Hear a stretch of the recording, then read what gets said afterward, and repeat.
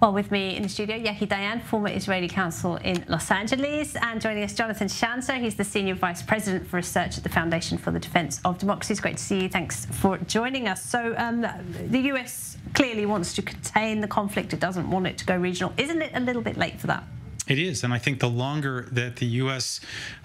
Pushes this off and tries to contain the conflict through diplomacy, the more I think, first of all, the U.S. is going to sustain strikes, right? We've already seen more than 130 of these in Syria and Iraq, and I don't think they're going away anytime soon. Of course, we've seen now at least one significant response by the United States over the last 24 hours. I think that's positive, but I'm not sure that it's enough. I also don't think that the Houthis are deterred, and I'm not sure that it's stopping Iran from perhaps even advancing its nuclear program.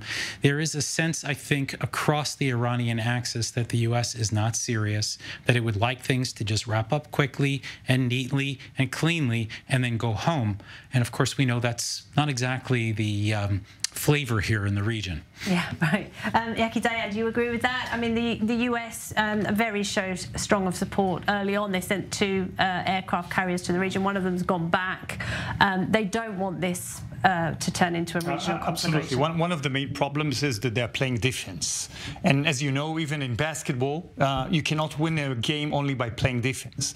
And here they are playing defense. There are differences between the Pentagon and the White House. The Pentagon is much more active. They want to be much more proactive towards the Iranians and the Houthis and the Lebanese. But the administration, we have to remember, in the White House especially, is in the election year. They already started that, so they don't want to see the expansion of war. They're trying to contain it as much as possible, and the big question is whether they can do that. And actually, till now, they are not extremely successful in doing that. Neither in Lebanon nor in the down in the south with the Houthis. So eventually, if you try to contain so much, eventually it will blow up in your face. And this is what we see. It's kind of a chronic that you know the end of it. And Israel has made it extremely clear, in Lebanon especially. I mean, if there is no diplomatic solution, then the only other option is war and expansion of the war that is currently taking place, because no one can go back to the status quo that existed on October 7th. And just a word, Jonathan, on the pressures on President Biden in what is, after all, an election year. One of his officials, an education official, has quit over the war in Gaza. And we've consistently seen polls, haven't we, where the majority of Americans do side with Israel, but when you look at the younger generation, they are very much on the side of the Palestinians. So how does he kind of walk this line? Absolutely. I mean, trying to appeal to progressives, the younger Americans, Democrats primarily, it's extremely difficult. And I think he's in a tough spot, because I do think that in his heart, he's an old school Democrat, a centrist, blue dog Democrat, so to speak, someone who actually still thinks about defense, is actually supportive of Israel, and it's the wrong time. It's interesting, though, because there once upon a time, when a commander-in-chief responded to aggression somewhere overseas, it was the kind of thing that galvanized support in the United States. It was the kind of thing that was very presidential. Right now, we're in sort of a weird place. I think a lot of that has to do with the losses sustained in Iraq and Afghanistan. I think people are retrenching. They want to stay at home.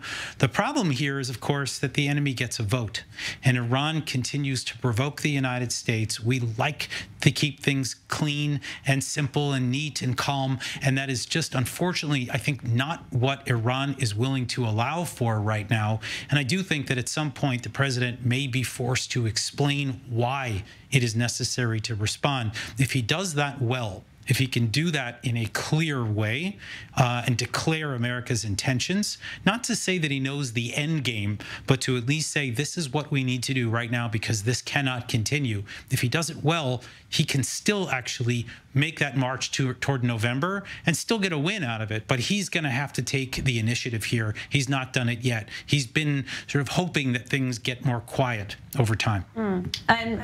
Thank you. And I mean, President Biden's political future is uncertain. So is Prime Minister Netanyahu's. 70% of Israelis want him gone as soon as the war is over. Yeah. No doubt, the Israelis want a change, a political change, and Netanyahu is part of the political change. But there is a wide agreement now, as we saw Gantz and Eisenkot entering the coalition and entering the government. There is a wide agreement that as long as this war is taking place, we need this unity. But once this war ends, then this unity ends, and most of the Israelis want to see a change. I would say that I would add to what Jonathan said that one of the problems, and as you said correctly, I mean, Biden is one of the last Mohicans, a blue dog that this old school Democrat. You're absolutely right.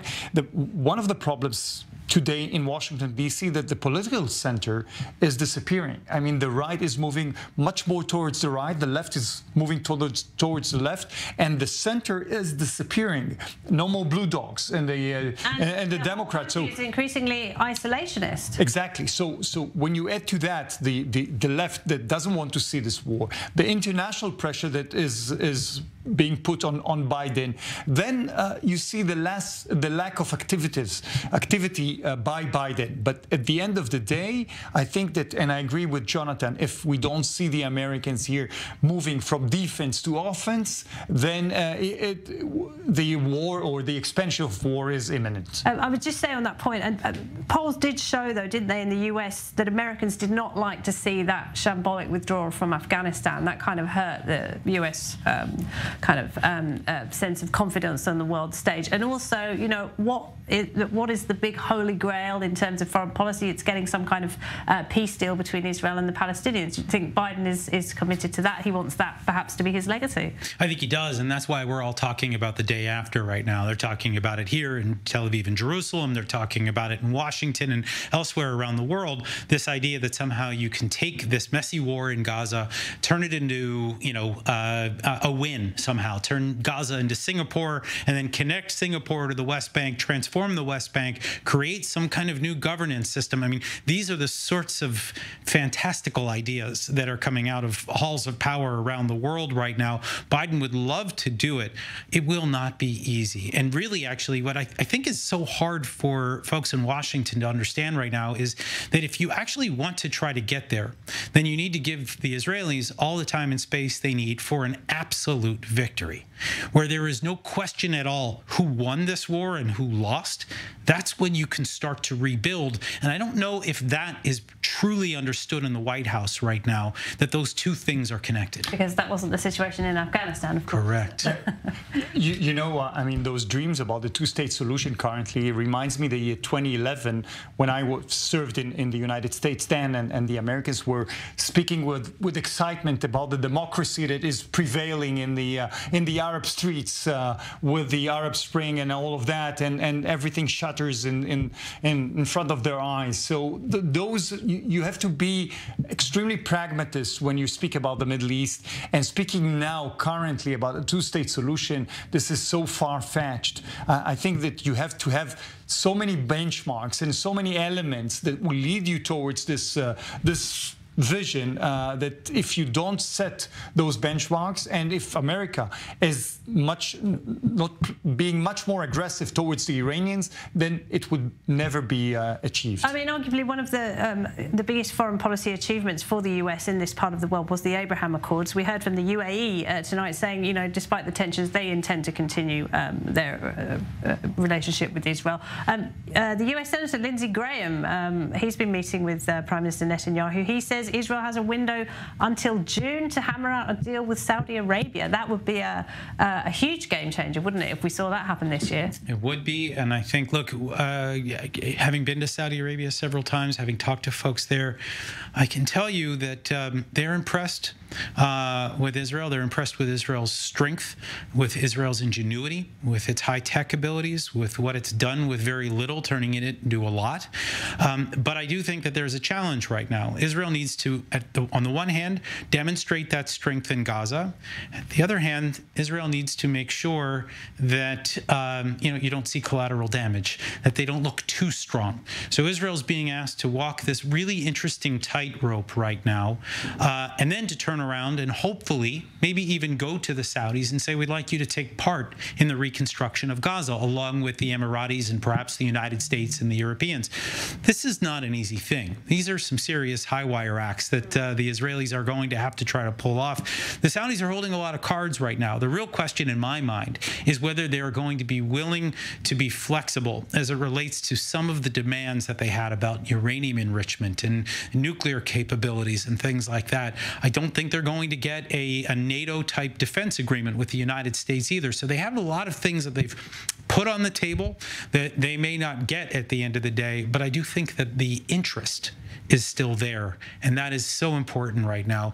I do wonder, though, whether Republicans will be willing to give Biden that win if such a deal were to be put to Congress in an election year. The politics are very interesting. Yeah, and we should be realistic. I mean, if we move with the Saudis, they will demand a hike or a very expensive Palestinian currency, meaning a lot of compromises on the Palestinian issue. So, and I don't see that happening right now. So looking at June and moving with the Saudis, I think that's a bit too optimistic. Could 2024 be the year of a deal between Israel and Saudi Arabia? That would be a turn, wouldn't it? Yaki, Diane, Jonathan, Schanzer, thank you very much to you both. Thank you.